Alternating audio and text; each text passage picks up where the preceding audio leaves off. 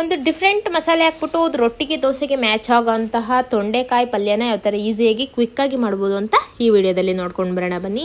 Super combination ಅಂತಲೇ ಹೇಳ್ಬೋದು ರೊಟ್ಟಿಗಂತೂ. ನಾನಿವತ್ತು ರೊಟ್ಟಿ ಜೊತೆ ಸರ್ವ್ ಮಾಡಿದ್ದೆ, ತುಂಬ ಟೇಸ್ಟಿಯಾಗಿತ್ತು, ಒಂಥರ ಡಿಫ್ರೆಂಟ್ ಅಂತ ಅನಿಸುತ್ತೆ. ಒಂದ್ಸತಿ ಈ ಮೆಥಡಲ್ಲಿ ಟ್ರೈ ಮಾಡಿ. ಮೊದಲಿಗೆ ಈ ರೆಸಿಪಿ ಮಾಡಲಿಕ್ಕೆ ತೊಂಡೆಕಾಯಿನ ಸಣ್ಣದಾಗಿ ಕಟ್ ಮಾಡ್ಕೊಬಿಟ್ಟು ಉದ್ದುದ್ದಾಗಿ ಎತ್ತಿಟ್ಕೊಂಡಿದ್ದೀನಿ. ನಂತರ ಒಂದು ಕುಕ್ಕರ್ಗೆ ಈ ಕಟ್ ಮಾಡಿರೋಂತಹ ತೊಂಡೆಕಾಯಿನ ಆ ಕುಕ್ಕರಲ್ಲಿ ಸೇರಿಸ್ಕೊಳ್ತಾ ಇದ್ದೀನಿ. ಅದು ಬೇಯಲಿಕ್ಕೆ ಎಷ್ಟು ಅವಶ್ಯಕತೆ ಇದೆ ಅಷ್ಟನ್ನ ನೀರು, ಆಲ್ಮೋಸ್ಟ್ ತೊಂಡೆಕಾಯಿ ಮುಳುಗುವಷ್ಟು ನೀರನ್ನು ಹಾಕೋತಾ ಇದ್ದೀನಿ. ಅದಕ್ಕೆ ತೊಂಡೆಕಾಯಿಗೆ ಈಗಲೇ ಸ್ವಲ್ಪ ಉಪ್ಪನ್ನ ಆ್ಯಡ್ ಮಾಡ್ಕೋತಾ ಇದ್ದೀನಿ. ಯಾಕೆಂದರೆ ನೀರಲ್ಲೇ ಬರೀ ಬೇಯಿಸಿದ್ರೆ ತೊಂಡೆಕಾಯಿ ಉಪ್ಪಿಡ್ದಿರಲ್ಲ, ತುಂಬ ಸಪ್ಪೆ ಸಪ್ಪೆ ಥರ ಇರುತ್ತೆ. ಸೊ ಹಾಗಾಗಿ ಸ್ವಲ್ಪ ಉಪ್ಪನ್ನು ಆ್ಯಡ್ ಮಾಡ್ಕೊಬಿಟ್ಟು ಇದನ್ನು 2 ವಿಜಲ್ಸ್ನ ನಾನು ತಗೋತಾ ಇದ್ದೀನಿ. ನೀವು ನೋಡ್ತಾ ಇರ್ಬೋದು ಆಲ್ಮೋಸ್ಟ್ ತೊಂಡೆಕಾಯಿ ಬೆಂದಿದೆ. ಸ್ವಲ್ಪ ಫ್ರೈಯಲ್ಲಿ ಸ್ವಲ್ಪ ಬೇಯ್ಕೊಳ್ಳುತ್ತೆ. ನಂತರ ಒಂದು ಕಡಾಯಿಗೆ ಎಣ್ಣೆ ಹಾಕ್ಬಿಟ್ಟು ಎಣ್ಣೆ ಕಾದಾದ ನಂತರ ಸ್ವಲ್ಪ ಕಡಲೆಬೇಳೆನ ಹಾಕೋತಾ ಇದ್ದೀನಿ. ನಿಮ್ಮ ಇಷ್ಟ ಹಾಕಿದರೆ ಹಾಕ್ಬೋದು, ಇಲ್ಲಾಂದರೆ ಉದ್ದಿನ ಬೇಳೆನೂ ಸಹ ಆ್ಯಡ್ ಮಾಡ್ಕೋಬೋದು. ಸ್ವಲ್ಪನ ಅದನ್ನು ಚೆನ್ನಾಗಿ ಬ್ರೌನ್ ಕಲರ್ ಬರೋ ತನಕ ಫ್ರೈ ಮಾಡ್ಕೊಳ್ತಾ ಇದ್ದೀನಿ.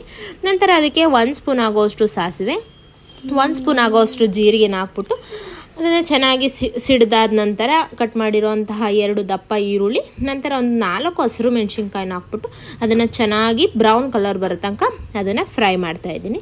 ನಂತರ ಸ್ವಲ್ಪ ಕರಿಬೇವಿನ ಸೊಪ್ಪು ಹಾಕ್ಬಿಟ್ಟು ಅದನ್ನು ಸಹ ಚೆನ್ನಾಗಿ ಮಿಕ್ಸ್ ಮಾಡ್ಕೊಳ್ತಾ ಈರುಳ್ಳಿ ಎಲ್ಲ ಆಲ್ಮೋಸ್ಟ್ ಬ್ರೌನ್ ಕಲರ್ ಬರೋ ತನಕ ನೀಟಾಗಿ ಅದನ್ನು ಕಡಿಮೆ ಉರಿಯಲ್ಲಿ ಇಟ್ಕೊಂಡು ಬೇಯಿಸ್ಕೊತಾ ಇದ್ದೀನಿ. ನಂತರ ಈರುಳ್ಳಿಗೆ ಸ್ವಲ್ಪ ಉಪ್ಪು ಹಾಕೋತಾ ಇದ್ದೀನಿ, ಸ್ವಲ್ಪನೇ ಹಾಕೋತಾ ಇದ್ದೀನಿ, ಯಾಕೆಂದರೆ ನಾವು ಆಲ್ರೆಡಿ ತೊಂಡೆಕಾಯಿಗೆ ಹಾಕಿ ಬೇಯಿಸಿದ್ದೀವಿ. ನಂತರ ಇಲ್ಲಿ ಡಿಫ್ರೆಂಟ್ ಮಸಾಲೆ ಅಂತ ಹೇಳಿದ್ವಲ್ಲ, ಕ್ವಿಕ್ಕಾಗಿ ಆಗುತ್ತೆ ಅಂತ ಇದಕ್ಕೆ ನಾನು ಹೇಳಿದ್ದು. ಅದಕ್ಕೆ ಬರೀ ಕಾಯಿ, 1 ಬ್ಯಾಡ್ಗೆ ಮೆಣಸಿನ್ಕಾಯಿ, ಒಂದು 2-3 ಇಷ್ಟು ಬೆಳ್ಳುಳ್ಳಿನ ಹಾಕೋಬಿಟ್ಟು ಆ ಥರ ತರತರಿಯಾಗಿ ರುಬ್ಬಿಟ್ಟು ಇದನ್ನು ಈರುಳ್ಳಿ ಹಿಟ್ಟಿಗೆ ಸೇರಿಸಿದ್ರೆ ತುಂಬ ರುಚಿನೇ ಡಿಫ್ರೆಂಟಾಗಿ ಬರುತ್ತೆ. ಈ ಥರ ಒಂದ್ಸತಿ ಮಾಡಿ ನೋಡಿ. ಇದನ್ನೆಲ್ಲ ಈರುಳ್ಳಿ ಹಿಟ್ಟಿಗೆ ಹಾಕೋಬಿಟ್ಟು ಆ ಕಾಯಲ್ಲಿರೋ ಹಸಿ ವಾಸನೆ ಎಲ್ಲ ಹೋಗೋ ತನಕ ಅದನ್ನು ನೀಟಾಗಿ ಡ್ರೈ ರೋಸ್ಟ್ ಥರ ಮಾಡ್ಕೋತಾ ಇದ್ದೀನಿ. ನಂತರ ಅದಕ್ಕೊಂದು ಸ್ವಲ್ಪ ಅರಿಶಿಣ ಸಹ ಆ್ಯಡ್ ಮಾಡ್ಕೊಂಬಿಟ್ಟು ಎಲ್ಲದನ್ನು ಈರುಳ್ಳಿ ಒಟ್ಟಿಗೆ ಬೆಂದು ಮಿಶ್ರಣ ಆಗೋ ತನಕ ನಾನು ಬೇಯಿಸ್ಕೊತಾ ಇದ್ದೀನಿ. ಈ ತೊಂಡೆಕಾಯಿ ನೋಡ್ಬೋದು ಒಂದು ಜಾಲರಿಗೆ ಹಾಕೋಬಿಟ್ಟು ಅದನ್ನು ಸಹ ನೀರು ಸಪ್ರೇಟ್ ಮಾಡಿ ಇಟ್ಕೊಂಡಿದ್ದೆ. ಆಗ ತೊಂಡೆಕಾಯಿನ ಹಾಕೋಬಿಟ್ಟು ಅದನ್ನು ನೀಟಾಗಿ ಮಸಾಲೆ ಮತ್ತು ತೊಂಡೆಕಾಯಿನ ಮಿಕ್ಸ್ ಮಾಡ್ಕೋತಾ ಇದ್ದೀನಿ. ನೀವು ನೋಡ್ತಾ ಇರ್ಬೋದು ಈ ರೆಸಿಪಿ ಮಾಡಬೇಕಾದ್ರೆ ಮನೆಯೆಲ್ಲ ತುಂಬ ಘಮ ಘಮ ಅಂತ ಇರುತ್ತೆ. ಒಂದ್ಸತಿ ಈ ಥರ ಟ್ರೈ ಮಾಡಿ. ಮತ್ತು ಅದಕ್ಕೆ ಸ್ವಲ್ಪ ಕೊತ್ತಂಬರಿ ಸೊಪ್ಪು ಹಾಕ್ಬಿಟ್ರೆ ಬಿಸಿ ಬಿಸಿಯಾದಂತಹ ರೊಟ್ಟಿ ಜೊತೆ ಅಂತೂ ಸೂಪರ್ ಕಾಂಬಿನೇಷನ್ ಅಂತಲೇ ಹೇಳ್ಬೋದು. ರೊಟ್ಟಿಗೆ ಮತ್ತು ದೋಸೆಗೂ ಸಹ ಮ್ಯಾಚ್ ಆಗುತ್ತೆ. ನಾನಿಲ್ಲಿ ಅಕ್ಕಿ ರೊಟ್ಟಿಗೆ ಇವತ್ತು ಈ ಪಲ್ಯ ಮಾಡಿದ್ದೆ. ಇದೇ ಥರ ಹೆಚ್ಚೆಚ್ಚು ವಿಡಿಯೋಗಳಿಗಾಗಿ ನನ್ನ ಚಾನಲ್ ವರ್ಷಾಸ್ ಕುಕಿಂಗ್ ಚಾನಲ್ನ ನೀವು ಸಬ್ಸ್ಕ್ರೈಬ್ ಮಾಡ್ಕೊಳ್ಳಿ ಆ್ಯಂಡ್ ಫ್ರೆಂಡ್ಸ್ ಆ್ಯಂಡ್ ಫ್ಯಾಮಿಲಿಗೂ ಸಹ ಶೇರ್ ಮಾಡಿ.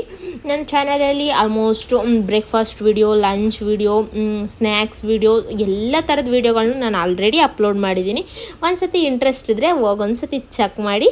ಮತ್ತು ಇದೇ ಥರ ಹೆಚ್ಚೆಚ್ಚು ವಿಡಿಯೋಗಳಿಗಾಗಿ ನನ್ನ ಚಾನಲ್ನ ಸಬ್ಸ್ಕ್ರೈಬ್ ಮಾಡ್ಕೊಳ್ಳಿ.